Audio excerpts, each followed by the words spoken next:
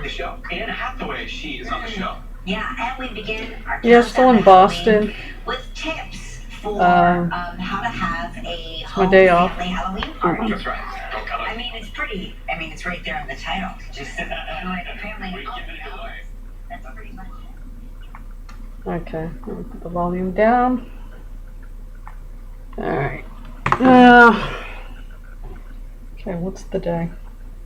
It's Friday. It's my little language app. They're already trying to get me to update it. I keep on hitting no thanks.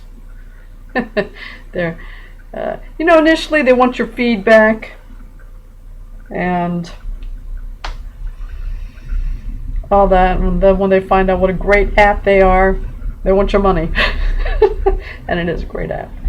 And you know, if I weren't so poor, I'd already be subscribing, but I'll come back a Roosevelt, you know, a Rockefeller, excuse me.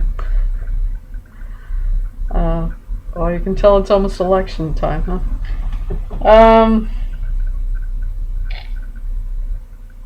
Election.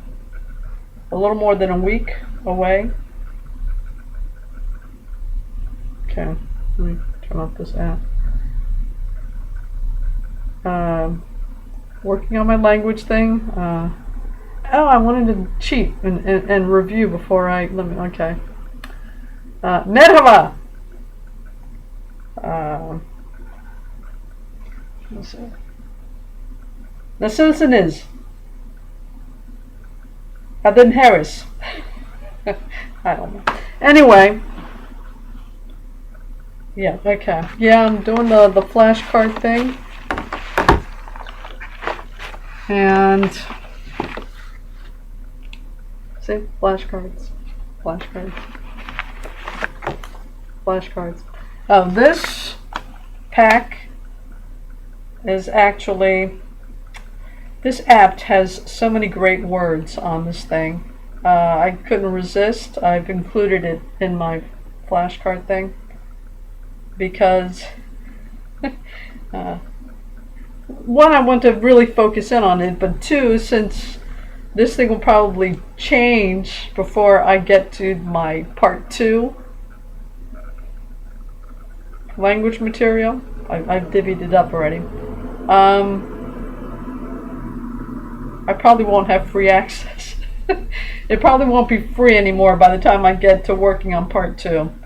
So, yeah. What have I included? Hold on.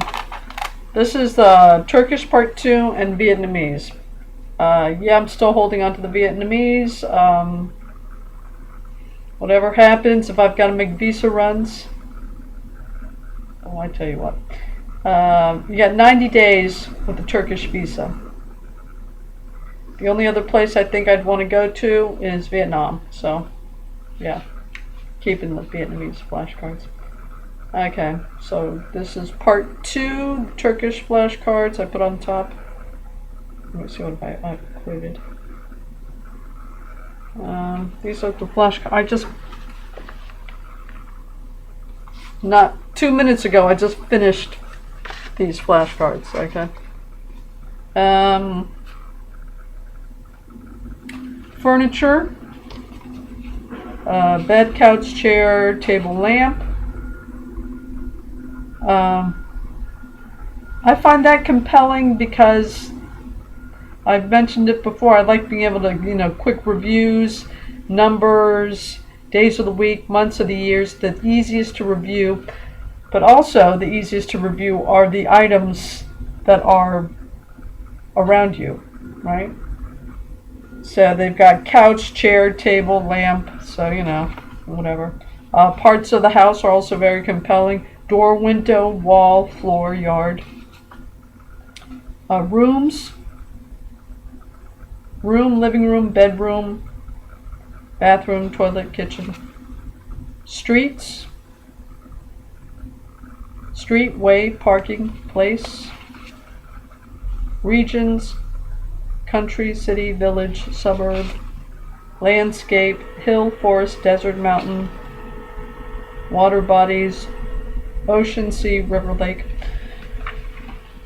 When you're studying a language,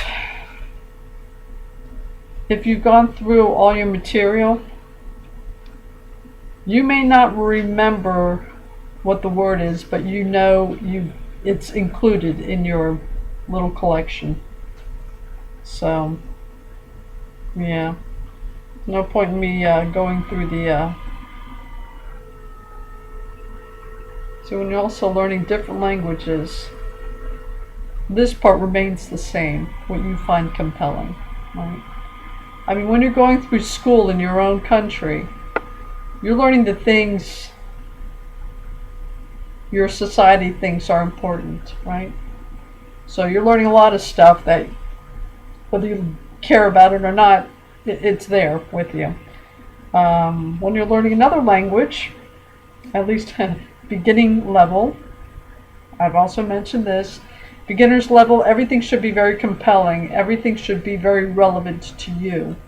It's very subjective. Apart from the things you need to say every day, everything is subjective as far as what you should learn. Beginning level. Once you start, once you're well grounded, have that good, decent foundation, then you got to start including things that you may not find as interesting as the stuff in beginning level. Motivation is key, because you can have all the good intentions you want. If you don't actually sit down and do the work, it's never going to happen. So, when you're learning language, motivation is all important. Oh gosh, that's anyway. So yeah, there's no point in me saying these things in Turkish, because I'm more the itinerant school mom than the ed. Well, when you're cut off from the internet, you have to make these extraordinary efforts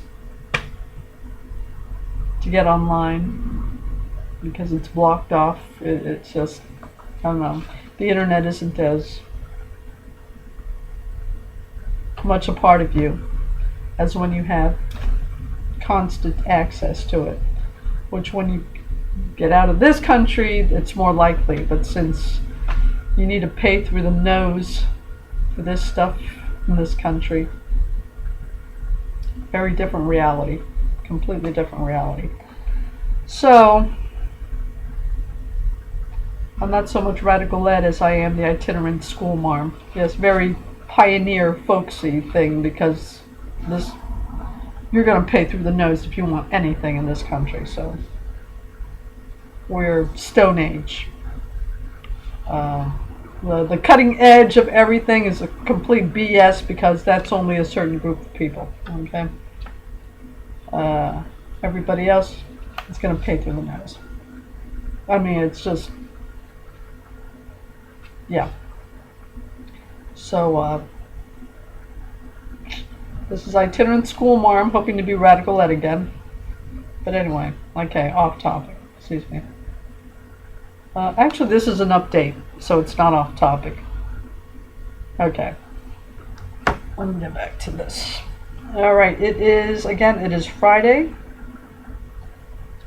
Working on my flashcards. Just finished using my app to add to my little language material. A little bit more than a week before the elections. It is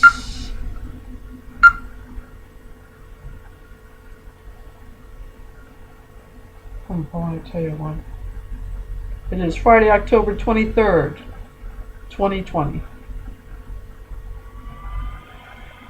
9:24 a.m. Okay. So, yeah.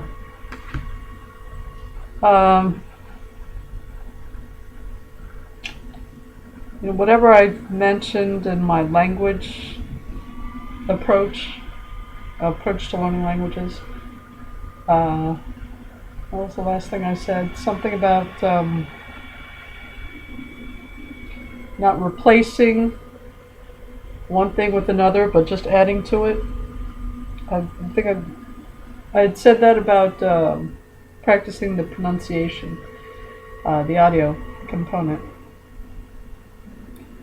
But truth be told, you're going to go through your language material any way you can manage, especially if you're trying to do this every day.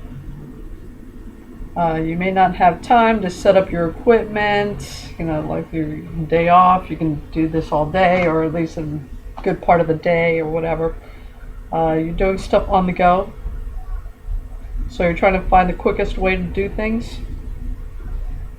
And yeah, I had once seen a video about learning languages, and the person was saying, continue to progress. Even if you haven't grasped everything, continue. Now, I agree with that, but not the way he was approaching it. He was doing tasks that were well beyond reasonable, well beyond being able to comprehend. It was just, he was wasting his time. He was wasting his time. None of the stuff was going to stick with him. He was doing things that I wouldn't even try in Spanish, and I've got a lot of background in Spanish. I've stated before, I can use practically any language material in Spanish because I already know how it's supposed to sound. Alright. Now, this guy was taking a language he did not have a background in, doing tasks that were unreasonable, unless you were a native speaker or from that group that you at least could understand it. So, it was just the devil's in the detail.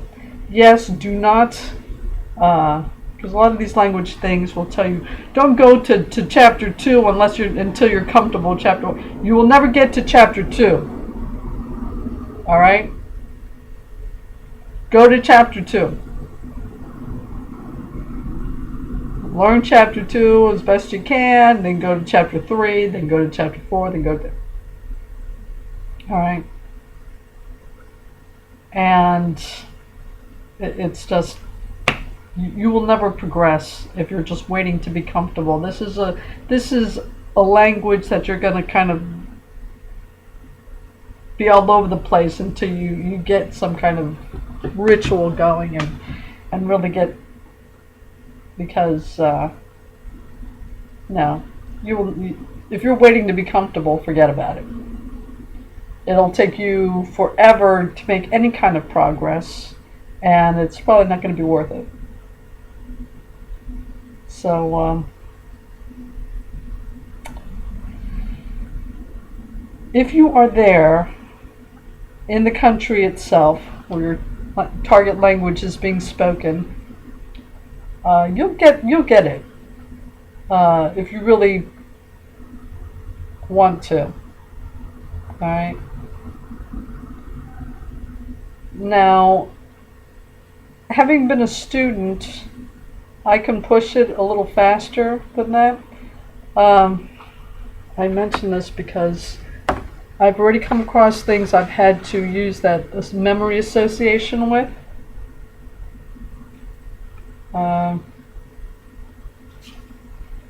What was it?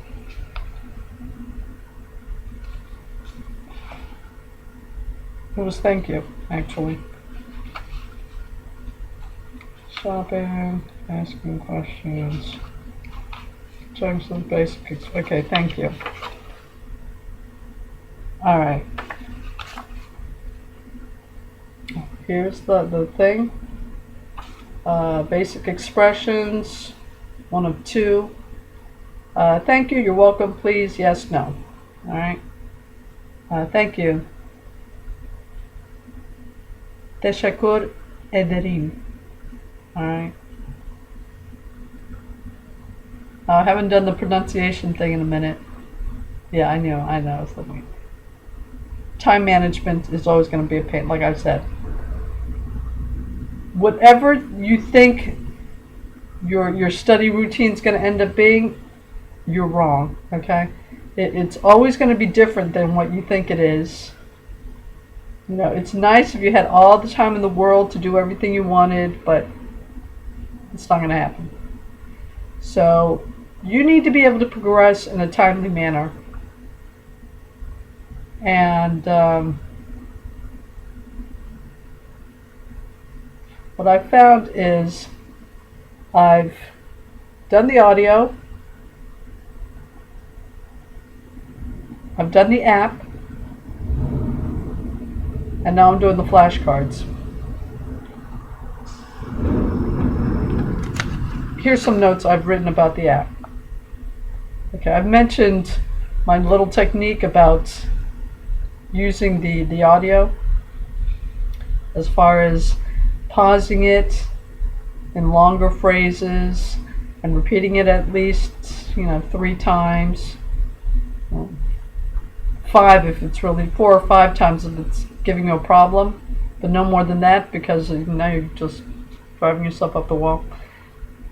Those little details that you work on as you work through every component, every part of your language material. Here's another thing I found with that was for the audio. For the app, let's see. All right, fine-tuning app selection. Right. I put down some of the categories that you can find under house and under city and under environment, and eventually these are the ones I ended up making into flashcards. Most of them got added into part 2, but the weather, which you find underneath the environment category, I just included it in my part 1 flashcards. It deals with what hot, cold, warm, air, and plus it gives you the little Celsius indicator. Hot is like 40 degrees Celsius. Cold was -10. Cool was, I can't remember what was cool. Okay, hold on. I put it in here. For whatever reason, I found it compelling.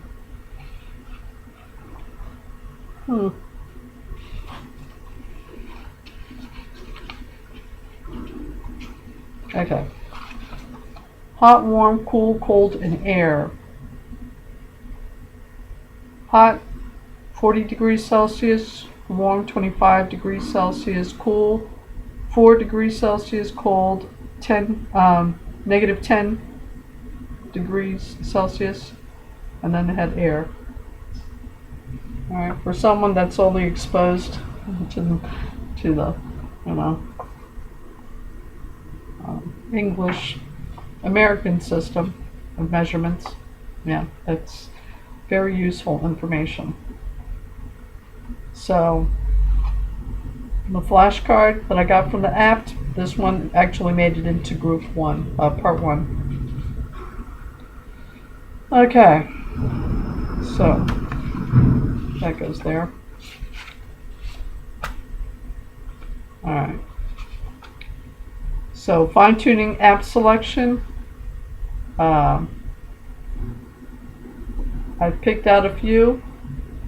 Most of these got into part 2. The weather one got into part 1. What else? If selection isn't very compelling, just run through the list.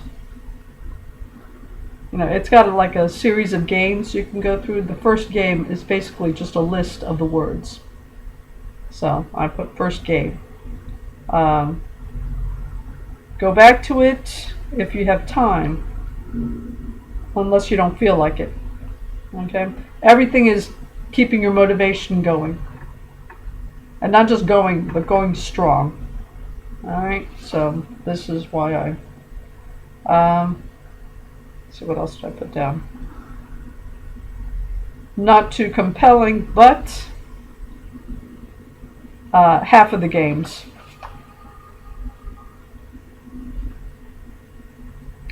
And I put down systems specifically, the category, because you've got numbers, colors, calendar, things that I've already worked through myself. The numbers I actually review at every given opportunity, so I'm pretty okay with the numbers. But they also have colors, calendar, also the month and days of the weeks. I run through that too. So the ones I really think I really find compelling, I'm already reviewing it on my own. The ones that are remaining, I can take it or leave it. So I may not really find it compelling enough to run through all the games that you can play to reinforce the information. But, I'll go through half the games. Remember, as a beginner, the thing you always have to do is find a way to make it as compelling as possible. Motivation is key. So, yeah. Anyway, so that's my notes for the apt. Now for the flashcards. I've gotten all the flashcards, the phrases I want to be able to use, put them onto a flashcard. Now I put so many in here that initially it takes me 2 days to run through it. Okay, I spend the day going back and forth with the first half of the flashcard thing, and the second day, which was yesterday, I ran through the second part, back and forth. I spent an hour just going through the second part of that. And then a little bit later on the day, I actually had a moment to go ahead and hit it again.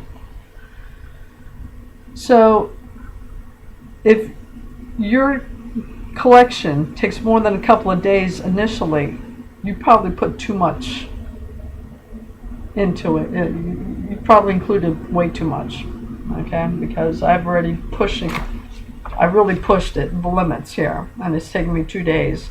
If it took me longer than 2 days to get through it the first time, so now is my day off, and I've already gone through these things once, I would expect to have to spend, if I've just had an hour to spend on reviewing everything, I would expect to be able to go through both parts. What initially took me 2 days to get through, day 3, I'd expect to be able to do the whole thing. This is a lot. Okay? If it was any more than this, personally, I consider that unreasonable. Again, this is absolutely subjective. As a beginner, motivation is what is compelling you. I've come across videos where these people, there's some people that are so chatty, they just need to be able to do small talk with everyone they come across. And okay, they're a people person kind of thing, right? They love that. They can't imagine not having that social interaction. They just yeah. I'm not that kind of person. I want to be able to do what I need to be able to do. If I have to go to a store and have to buy a piece of, or go to a, supermarket, whatever, buy a piece of fruit. I want to be able to do that.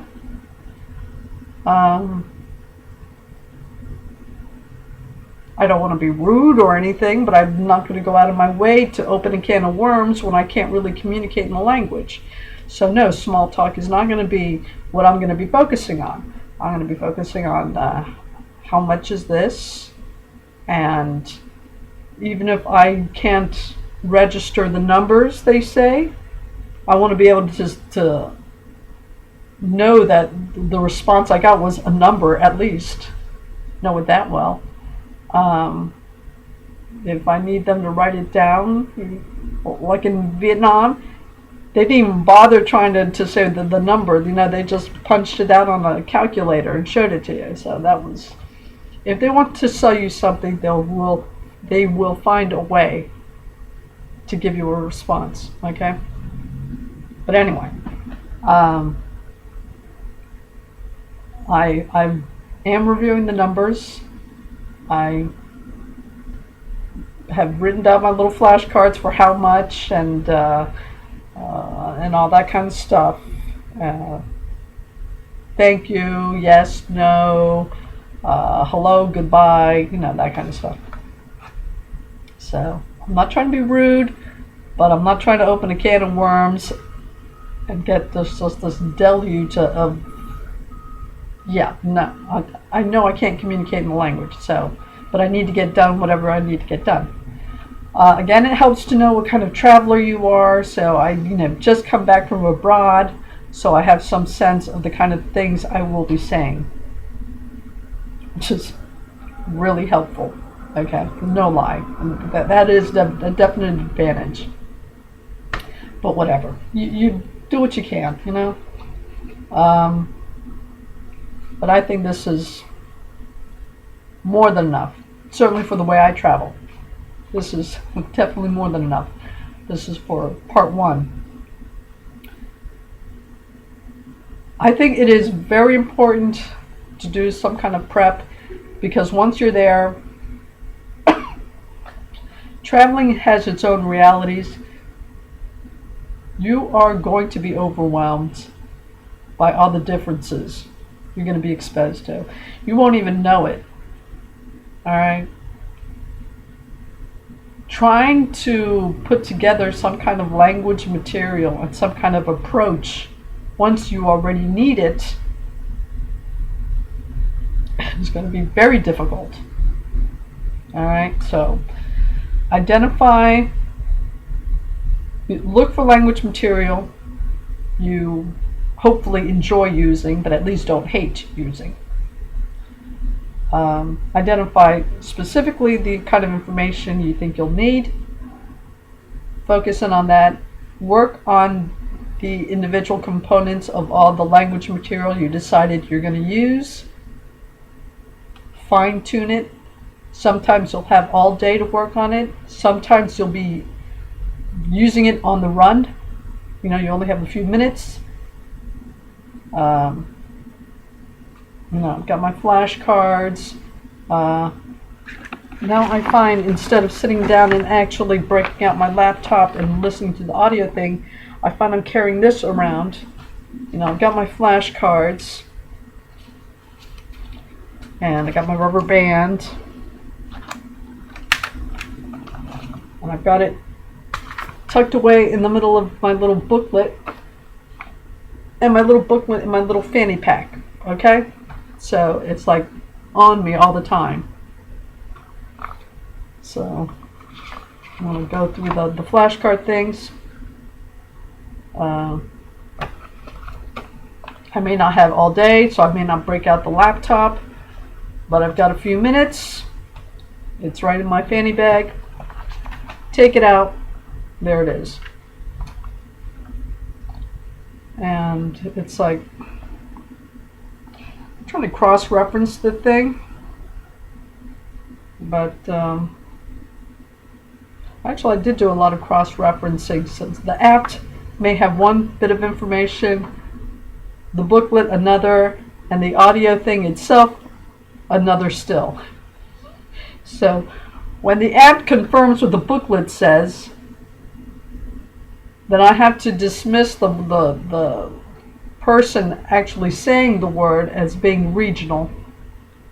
All right. right? And at least put in the possibility that the person pronouncing it may be from a specific region that isn't necessarily universally accepted. So when you start cross-referencing different components of your language material, it can get a little interesting. But whatever, fine-tuning it, that's what's going to end up happening. That's why you can't really assume that you're going to approach it the way you think you're going to, because it almost never comes out the way you think it's going to come out. So you can have it set up, oh, I'm just going to add layers to it. No. So I ended up, replacing it and cross-referencing and fine-tuning every component and how I'm going to approach it, and adjusting it to when I have plenty of time and when I only have a few minutes. So there's a lot of tinkering that goes around, that happens as you are working through every component of the language material you've selected. So once I actually get to Istanbul, I already have an idea I already know how I use my language material.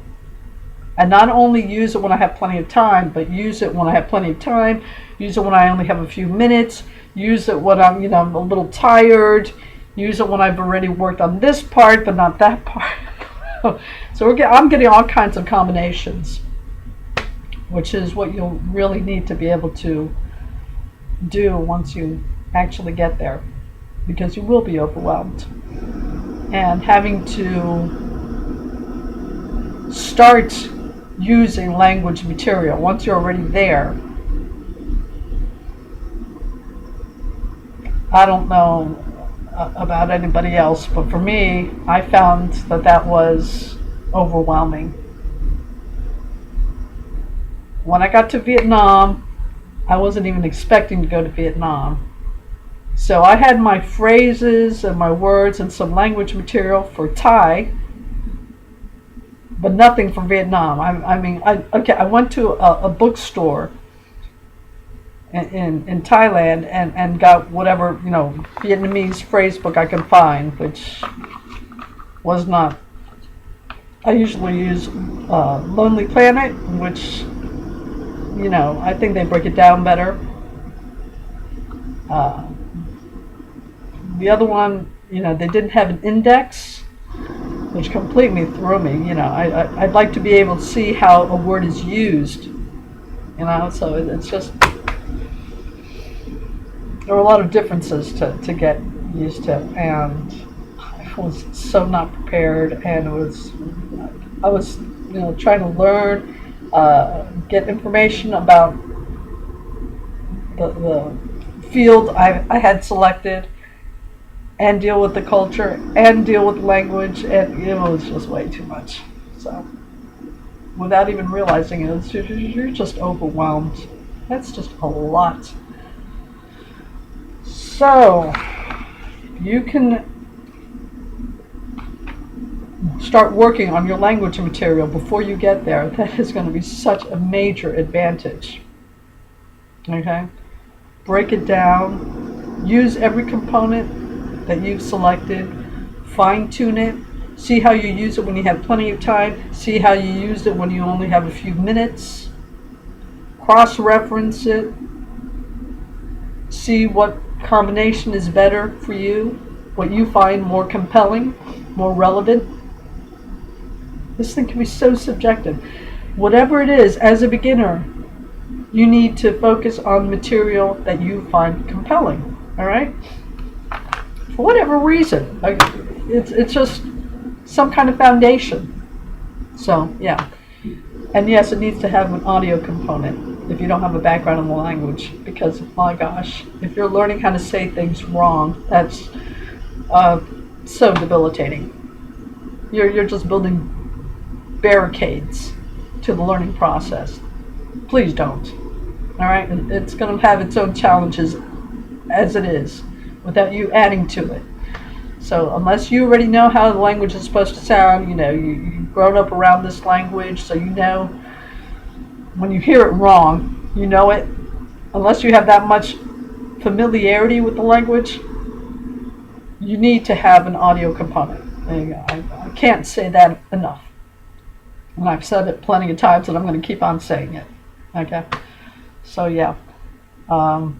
Select your language material. Work through your language material. Fine tune it. See, cross-reference it. See how the combinations work out, when you've got plenty of time, when you don't have, all that kind of stuff. It is such a major advantage to have all that worked out before you actually get there. Because then now you have to deal with everything else. You don't want to have to start with the language material then. I mean, good God. That's a lot. So, yeah. This is the time to do that work. Do the groundbreaking work. Alright, so once you've already mixed it up a bit, it's not such a impossible task. Just heaping everything on top of everything else. So, yeah. So, for whatever, it can get crazy around here. And there are enough things hitting your motivation, attacking your motivation without, just making things worse. So, find a way. Whether you've got all day or whether you only have a few minutes, find a way to be able to do something, hopefully every day, but definitely every other day, 4 times a week at least. Even if you have to just go just through the list, right? Just run through the list of words. Okay, that's the word, that's the meaning, that's how you say it, and say it a couple of times, 2 or 3 times, and then get something, anything, More time is better. When you don't have it, you do what you can. So, yeah. So that's my little, specifics I also wanted to mention about Turkish. I haven't found this with other languages. Not that I've studied so many that I can tell you, but so far this is the only language where sometimes all the syllables are stressed. Usually you have 1 or 2 syllables that are stressed in a word. There are so many times when every syllable is given so much emphasis that you actually find yourself, when you try to write down write it down phonetically and try to, I find myself underlining every syllable because so much emphasis is given to every single syllable. And I, try to say, no, I'm not hearing this right. And then I try to stress individual syllables, and no, every syllable is actually given a lot of emphasis. So, and so far that's the only language I've come across where that happens. Again, yes, they do have times when only 1 or 2 syllables are stressed, but there's a lot of times when every syllable is stressed. So I wanted to point that out. So that's how and the other thing about the I's, because I had actually written down in the comment section, differences I've noticed about the I that's has a dot on top and the I that doesn't have a dot on top and all that kind of stuff. What I found that I'm doing now is ignoring all that. When I find it necessary, I will, just the cards I did today.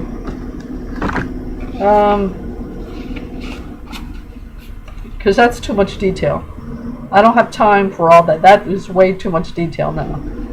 If you have all day to work on your language material, that may not be too much. But for me, with my schedule and just everything else that I have to deal with, that's way too many details. No, forget it. So when I find that I really need to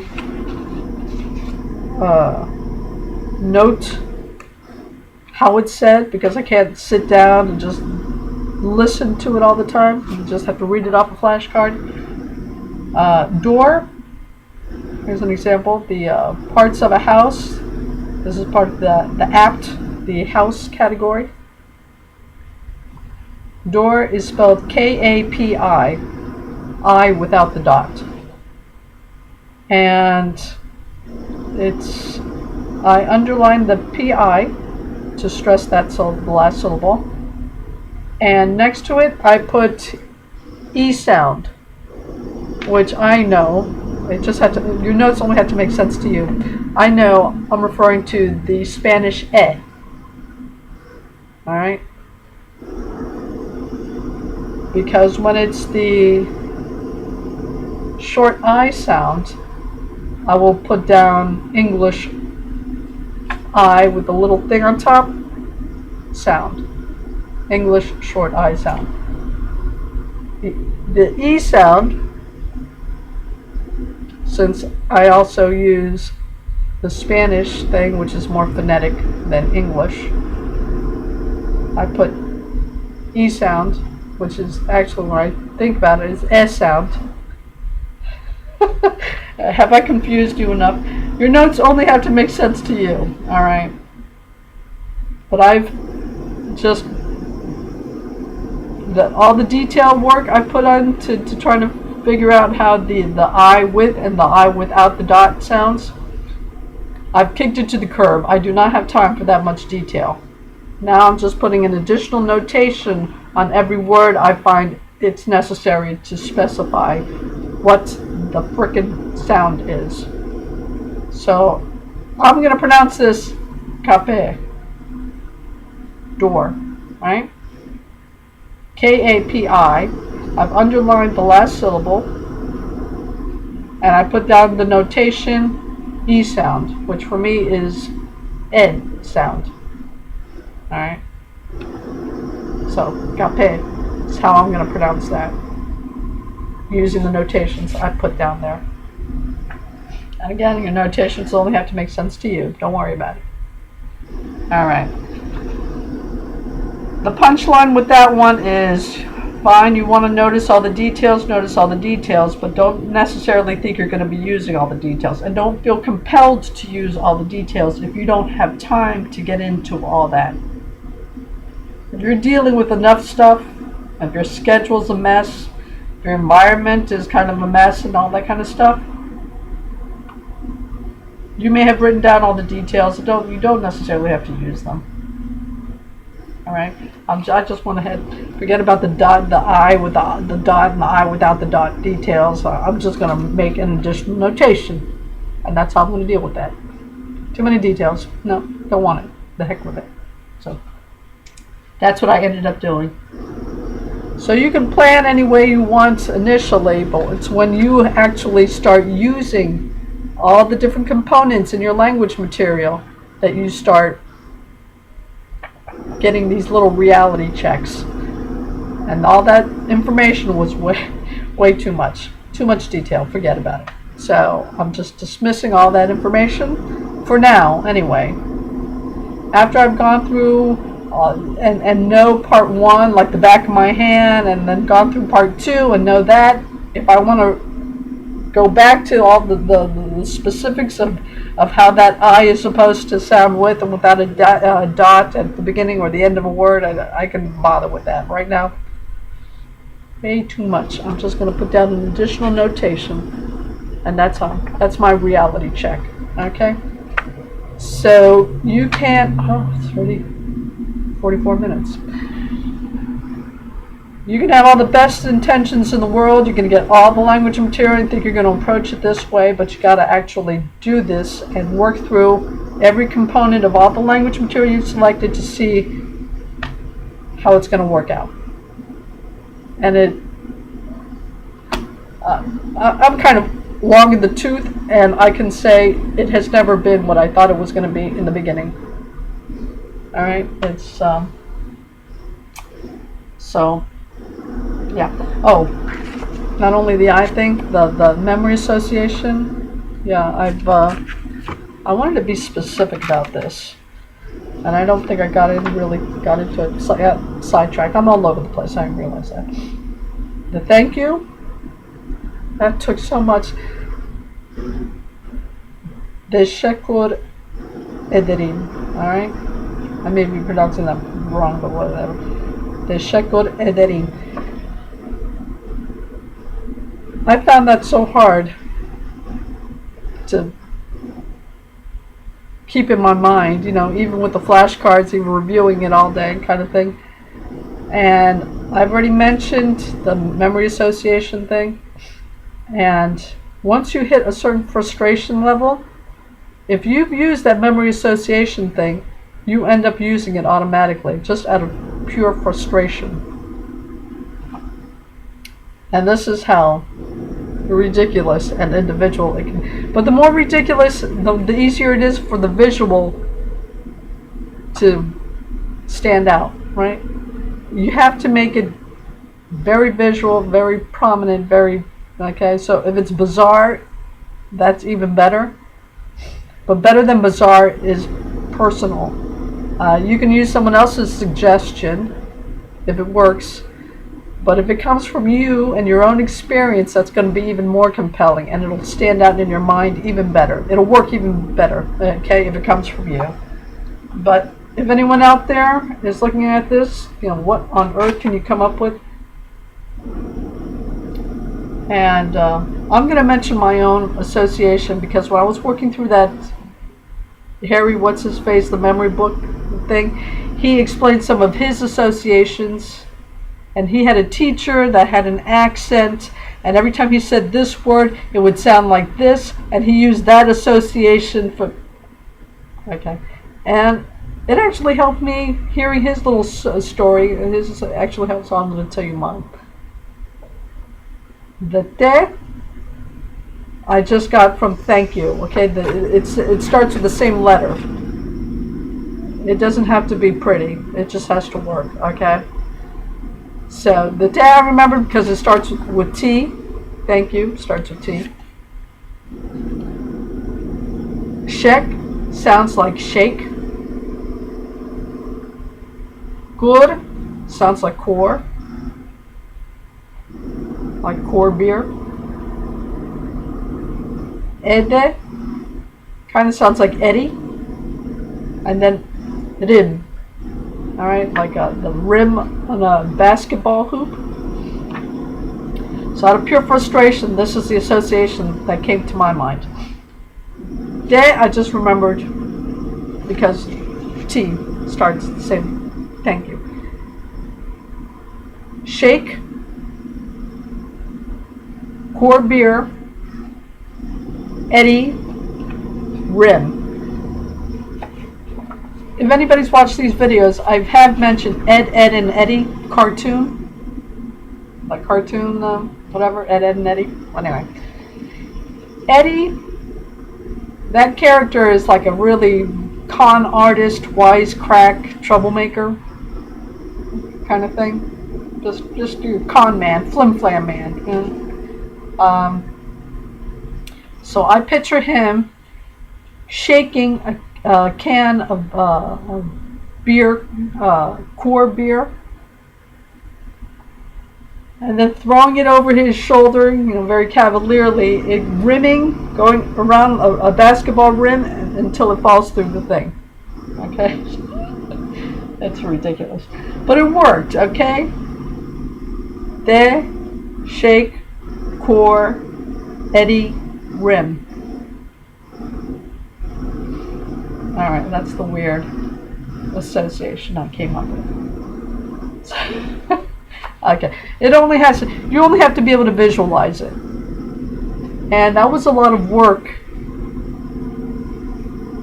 But it's more exhausting being frustrated with something. Another point I want to make. Students are used to coming up with crazy ideas because they are not... See, I couldn't take all the time in the world to learn something as a student. Students can't. They are compelled to learn things by a certain time limit. All right? You are living off your teacher's time schedule and your school's time schedule. And you've got to learn information when they tell you you need to learn the information. Okay? It's not like You want to learn phrases, you will learn 80% of the phrases just repetition. 20% they're gonna be these problem phrases that just for whatever reason do not stick in your mind. If you are going to the country, you will eventually learn how to say the phrases. Okay, so 15-20% of the phrases you want to say, you won't be able to say it when you want to. It'll take you a little time, but whatever. Repetition will cover about 80% of the stuff you want to learn. But for that troublesome 15%, these little parlor tricks that students have had to learn because it's not their time frame they have to work on. It's their teacher's time frame, because you're going to be tested at a certain time, and the teacher has to go according to the academic schedule, whatever, you know, midterms and whatever. You're on a time frame. You're going to have deadlines and all that kind of stuff. So as a student, you're already used to using these stupid little tricks to learn the material at a certain point in a certain time when you need to know them. So it's like, so you got an advantage. And I've already mentioned this, you know, I've been talking about this like everyone's an established student. Some people goofed off in school, so they really never were too serious about school. But if you were a serious student, you know, that first year of middle school or that first year of high school, you learned to buckle down, all right? And if you went to college and got that degree, you had no choice but to buckle down, because you're not going to make it. You know, plenty of people go to college, but not everybody stays. And if you actually want that degree, you have to buckle down and do the work when they tell you to do the work, and learn it on their schedule. So you learn all these stupid tricks. So I'm not saying, I'm just trying to press the point. If someone tells you you have to learn it this way and you will never learn the language, that's bull. That's complete bull. You will eventually. Now, if you were a student and you took it seriously, or you got your degree, unless you actually, you know, bought the degree or whatever, you've had to do this just to survive. So you know these little tricks already. And once you hit that frustration level with that troublesome 15% or 20% that just doesn't come with repetition, automatically you probably will fall back on that association thing. So it's not so it seemed like a lot of work, and it is initially when you start using it, but by this time you're already used to it. So it kind of, I didn't set out to do it. It just happened after you hit a certain frustration threshold. You go back to the association, those stupid little tricks you had to learn as a student just to get by. So, yeah. But even if you weren't a student, even if you didn't go to college, so you had to get do this thing, or didn't take school seriously when you were younger, so you didn't bother with all those little things, know that you will eventually get it, just not as quickly as you want to get it. Whereas someone that's already used to having to deal with all these little tricks and whatever will be able to force themselves to get it done fairly quickly, because they're used to having to know things on someone else's schedule. So but you will get there. If you're serious about learning the language, you will. All right. You may never be able to write in the language or write in the, you can take the rest of your life to try to master a language, and it'll never happen, because languages are like that. Okay. You can make it as impossible as you want to make it. But for the beginning level, if you're serious about it, you will get it. That's all I'm saying. It may not be as quick as you wanted to get it, but you will get it if you're serious about it. Beginning level, and kind of intermediate kind of thing. It will happen. All right. This is my first month doing this. All right. I can more or less get through my flashcards.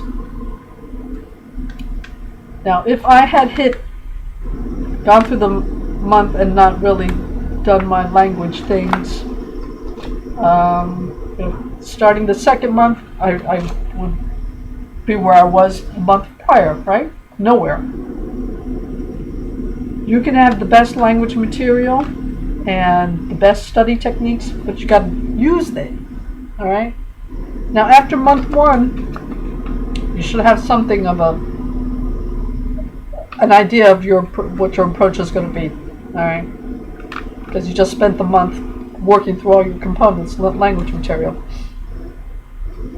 At the second month, it should go smoother because you already working out the bugs. You've worked out most of the bugs. So now it's just smoothing it out, you know.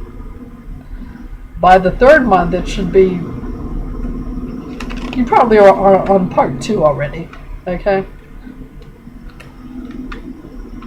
Assuming you're there, because 2 months prep work before you get to the country is, at least for Turkey, since it's phonetic and they haven't gone through any, if anything, they want you to learn the language. I mean, this is a great language to learn. Fairly easy because it's very phonetic. 1 month, you got your language material, you've worked out most of the major things. 2 months, you're smoothing it out, and you've got, you know, really at the 3 months, you're probably already there in Turkey working on part 2, or just, no, I shouldn't say that. You're doing everything you have to do there. Traveling is its own reality. You're doing your interviews, you're talking to teachers and doing your job thing and job prep and all that kind of stuff, and kind of incorporating your things so your language material is still gonna try to make its way into your life. All right, so that's a different thing.